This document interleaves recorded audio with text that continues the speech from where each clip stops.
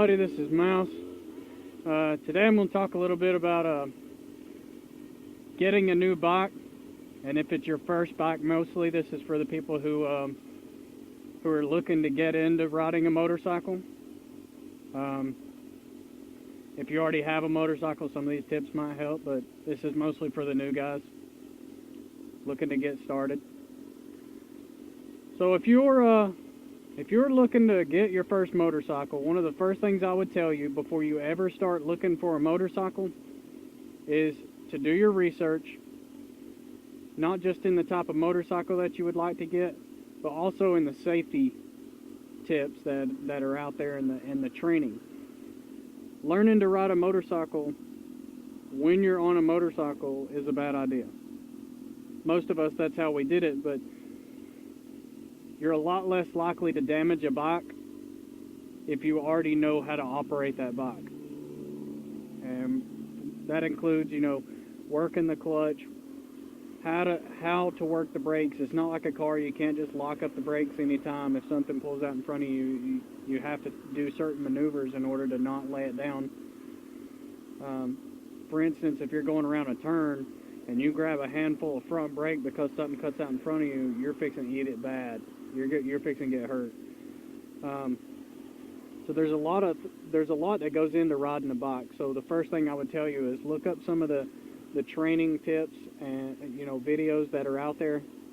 Motorman Palladino on YouTube, that's one of the first ones that I ever watched when I was getting ready to ride a bike. I'm the type of person that before I do anything, I'm going to research it to the point that I think I'm a self-made expert on it, and then I'll do it. And that's generally helped me out a lot, so I would encourage you to do the same thing. I did the same thing before I got this camera. I did the same thing before I do a lot of especially before I buy something, I do a lot of research on them to find out which one's the best. Look at a lot of reviews. But so anyway, yeah. First thing you need to do before you ever even get a bike is to do your research on how to operate a motorcycle. The next thing you should do is learn how to do most of your slow speed maneuvers first. And what I mean by that is at high speeds, these motorcycles are very stable. You can take this motorcycle, do 100 miles an hour, and it is way more stable than at, say, 10 miles an hour. And that's because of the gyroscopic effect of the wheels spinning. It keeps it stable, and the faster they spin, the more stable this bike is. Well, at slow speeds, you don't have that anymore. You don't have the gyroscopic effect of the wheel spinning. So what you do is you use what's called the gray area. And what that is where you'll engage the clutch, but not completely, and it's not completely released.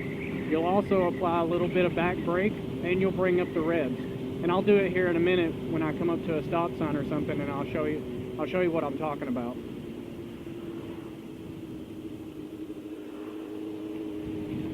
But so the gray area, what it does is because you're bringing up the revs, and you're not completely letting out the clutch, it allows the engine to take over that gyroscopic effect, and it makes the bike way more stable. It makes it a lot easier to maneuver at slow speeds, such as coming up to a stop or turning around to get into a parking spot, so on and so forth. It makes it a lot easier.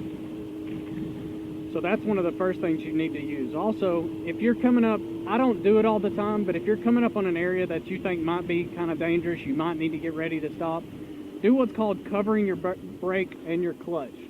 Just take two fingers and have them ready to press it, because this little bit of time that it takes to do this, that's extra precious second. I'm going to show you the gray area real quick. This is the gray area. You'll notice how slow I can go by doing this. And I'm controlling this bike. I'm not having to act all crazy on it or anything like that. That's how slow you can go if you're using the gray area. And all I'm doing there is barely letting out of the clutch, not completely. And I'm giving a little bit of revs and putting a little bit of pressure on the back brake. So that allows you to operate this thing at slow speeds. Thanks, man. So if you're using the gray area, it makes it a lot easier to manipulate this bike whenever you're going at slow speeds, so that you can you can control it. You can do a lot of, you know, U-turns and things like that a lot easier than you would be if you didn't use this technique. Also, another thing to think about, especially if this is going to be your first bike, is to get a 250, get something small. And the reason I say that is you can find them all day long on Craigslist for, you know, $2,000 or under. And the reason I say to get something small like that is, number one, it doesn't tempt you. It doesn't tempt you to act stupid and, you know, do wheelies and such all day long. Like, I mean, you can tell the power these things have. And if you're not experienced and you go doing this stuff, you're going to get yourself hurt. So just for that one reason, I would say get a 250, but there's a lot of reasons. Another one is a 250 is a lot easier on your insurance bill. It's a lot cheaper. It's also it's also better on gas. They get like freaking 50, 60, 70 miles a gallon, whereas this probably gets, you know, 40, 45 at the most, I think. And that's just because it has so much power that this uses a lot more gas because of that. Also, a 250 is a lot lighter. And so that allows you to be able to learn your maneuvers a lot easier. And if you put the thing down, it's going to be easier for you to pick it up pretty much. Also, because it's a 250, you'll be able to still take the turns just as fast in like mountain roads and things like that. But on the interstate, it still has the speed to keep up on the interstate.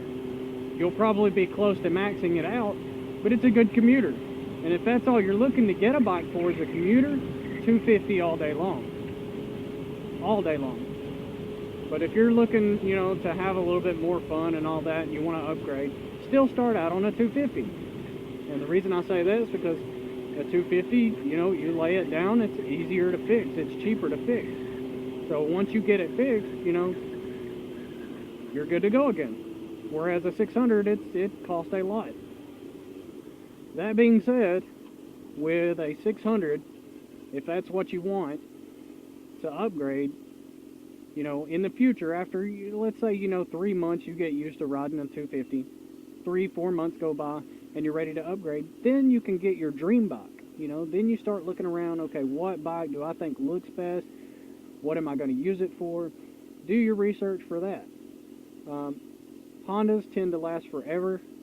Gixxers tend to be better for the racetrack. Yamahas, they're put together pretty good.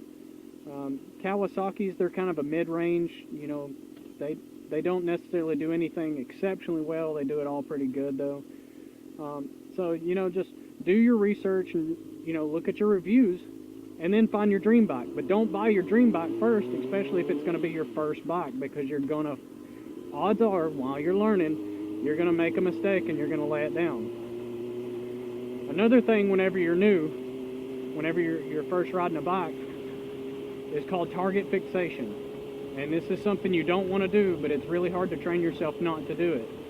And target fixation is basically where I'm going around a turn. Let's say I come into a turn too hot and I hit it going too fast. Target fixation is the tendency to look off to the side where you don't want to go, and then you go there. And that's because your head and eyes go where your body is looking. And that's just, you've done that all of your life. Everywhere you know, you look with your head and eyes, and your body follows that. So that's your instinct. You do that on a bike, even if you don't mean to. So target fixation, let's say I hit this turn right here too fast. I realize I'm going too fast, and I look over here like, oh man, I don't want to wreck there. Well, what tends to happen is I go towards that, and I drift over that way. So with that being said, you want to look through the turn. And when you're first learning, exaggerate that a lot. Like, look over there, and then you'll come through this turn. Well, especially when you're going down sharp turns, you really want to do that. So whenever you're first learning, practice looking through the turn. You know, if I'm going to take a right turn, I'm going to exaggerate and look really far to the right. If I'm taking a left, I'm going to exaggerate, look really far to the left. That teaches your body, you know, to get ready to move in that direction of what you're needing to do. But if you do target fixation, you're going to look at where you don't want to go, you're going to lock it up and go right to it. You can find plenty of videos on YouTube of motorcycles that should have easily taken the turn that they were trying to navigate, and they end up wrecking, and that's why, because they fixated on a particular target and they drove right to it. There's even some videos, time-lapse videos from Dill's Gap or the Dragon's Tail, where they have like professional photographers out there, and those professional photographers take pictures of people as they wreck sometimes, and you can see people doing it. You see them looking right at where they don't want to go, and because of that, they drive right into it. So, also, don't be a squid. Get the proper gear. And squid stands for stupidly quick, underdressed, inconsiderate douche. And so, get the proper gear, because when you get the proper gear, you're not worried about your own life. You know what I mean? You are, but not as bad. You're not going to come up with road rash or anything like that. Always wear your gear. Even if you're just going down the road and you plan on, you know, just going to the store real quick and it's a mile from your house, put on your gear. Don't be a squid, because that's always the time you're going to end up laying it down, is when you don't think you need to wear this stuff. Even when it's hot. It's freaking middle of the summer right now. It is hot. I'm constantly sweating in this gear, but after 5 bikes, I haven't laid all 5 of them down, by the way, but after 5 bikes, I've learned that, you know, you never know. You really never know when you're going to lay this thing down. So it's really good to always wear your gear. I'm going to turn here.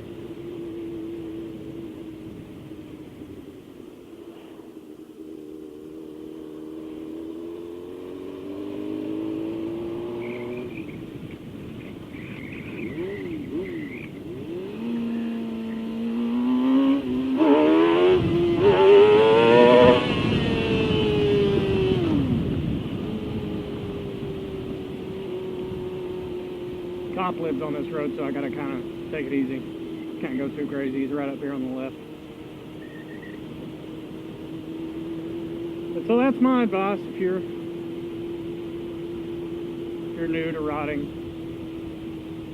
Also, if you end up getting a passenger, work out how you're going to ride with your passenger. Like, come up with the hand signals of what you're meaning for them to do before you ever put them on the bike. That's a really bad time to try and figure things out with a passenger. I should have put that in my passenger video, but I didn't. Have some fun around these turns.